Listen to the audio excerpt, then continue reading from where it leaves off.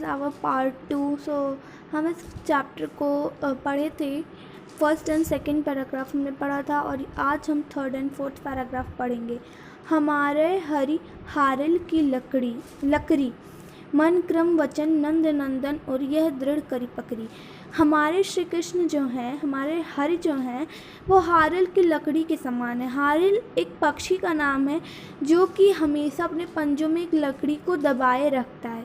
हमारे जो हरि हैं वो हारिल की लकड़ी के समान ही है, जो हमारे मन क्रम वचन हृदय में बस चुके हैं और हमने उन्हें दृढ़ता से पकड़ लिया है। यानी हमने उन्हें दृढ़ता से अपने मन में, अपने क्रम में, अपने वचन में और अपने हृदय में रख लिया है।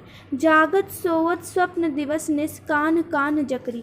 जागते समय यानी कि जब हम दिन में जागते हैं उस समय, सोते समय, स्वप्न में, दिन में, रात में केवल कान्हा कान्हा ही हम जपते हैं। जकरी का अर्थ है जपते हैं, यानी जपते हैं। ओके, तो वो केवल कान्हा कान्हा ही दिनों रात जपती रहती हैं।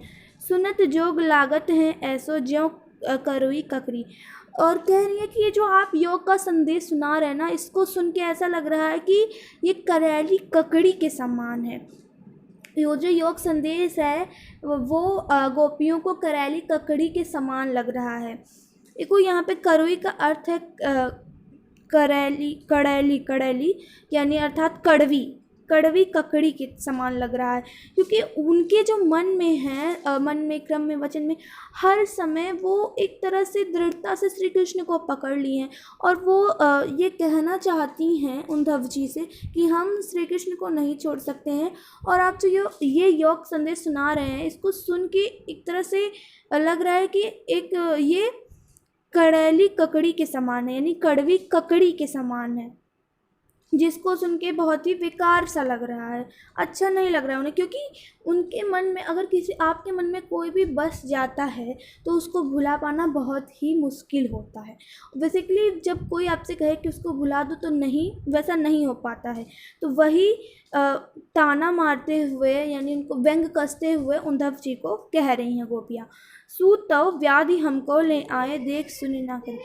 आप हमारे लिए एक ऐसे व्याधा ले आए हैं, ऐसा एक संकट ले आए हैं जिसको हमने ना कभी देखा है ना सुना है। हमने तो केवल कान्हा कान्हा ही सुना है और उन्हीं का नाम जपते हैं और वही हमारे मन में विराजमान है।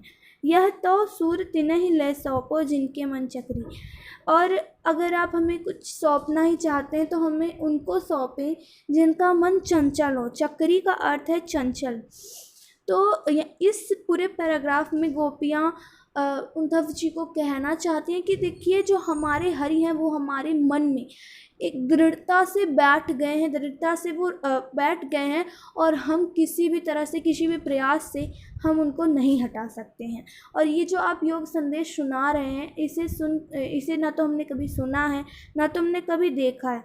आप हमें एक ऐसे व्यक्ति को सौंप दीजिए जिसका मन चंचल हो, वो ऐसा कहती हैं। तो हम लास्ट पैराग्राफ की तरफ पढ़ते हैं। हरि है राजनीति पढ़ी आए, समुझ बात कहत मधुकर के समाचार सब पाएँ। हमारे जो हरि है ना, वो राजनीति पढ़ी आए हैं। राजनीति यानी पॉलिटिकल, आप जानते ही हैं, राजनीति पढ़ी आए हैं। तो वो जो मतलब कि वो फिर एक गोपी जो है वो अपनी सखियों से कहती हैं कि क्या आपने उद्धव जी जो संदेश लेके आए हैं, क्या आप उस संदेश को समझ पा रही हैं?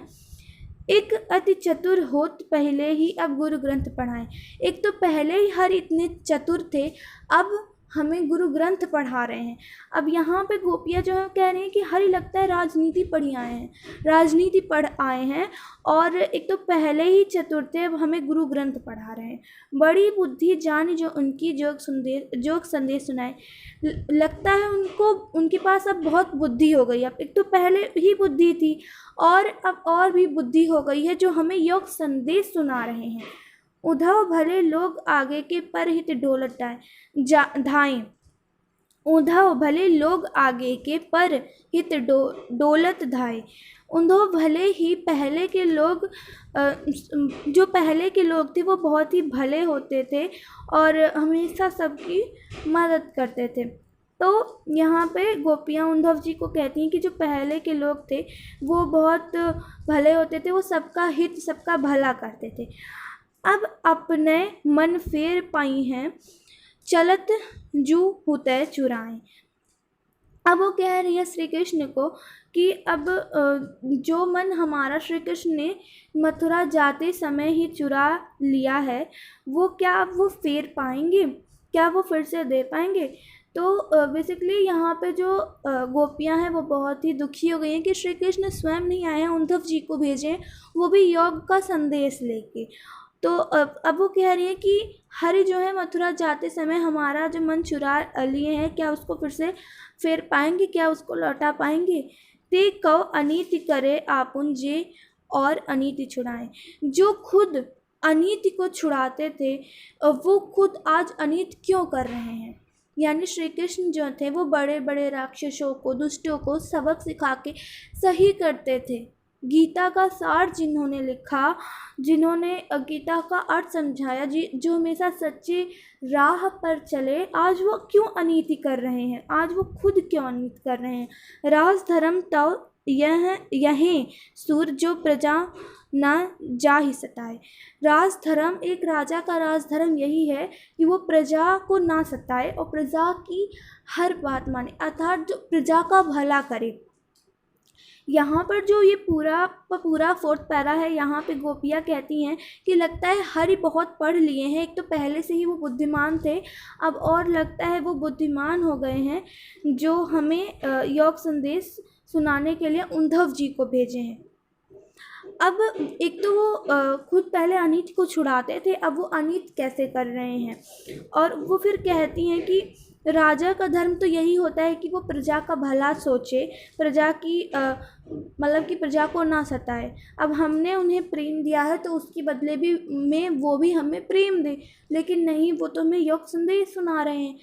तो ये का पूरा फोर्थ पैराग्राफ में गोपियाँ कहती हैं।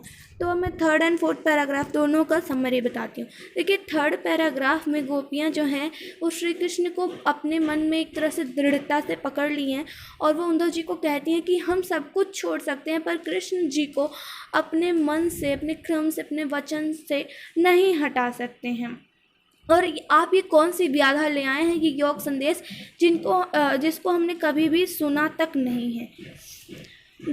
फोर्थ पैराग्राफ में गोपियाँ कहती हैं कि लगता है हरि जो है वो बहुत पढ़ लिख लिए हैं, जो हमको राजनीति पढ़ा रहे हैं, जो हमको हरि राजनीति पढ़ियाए हैं, जो बहुत पढ़ लिए हैं। अर्थात वो कहना चाहती हैं कि पहले ही वो बहुत बुद्धिमान थे, अब वो और लगता है पढ़ लिए हैं, जो हमें योग संदेश सुना रहे हैं, जो हमें योग संदेश भेजे हैं उद्धव जी के द्वारा। जो अनीति को छुड़ाते थे वो आज खुद अनीत कर रहे हैं हमारे साथ। तो ये था हमारा थर्ड एंड फोर्थ पैराग्राफ का समरी, और इसी के साथ चैप्टर कंप्लीट होता है। मैं इस चैप्टर का exercise portion and 10 MCQ question और इसके जो हार्ड वर्ड मीनिंग्स हैं उसको मैं शॉर्ट वीडियोस में अपलोड कर दूँगी जल्दी। So thank you so much. ये था हमारा थर्ड एंड फोर्थ पैराग्राफ का explanation plus summary. Thank you.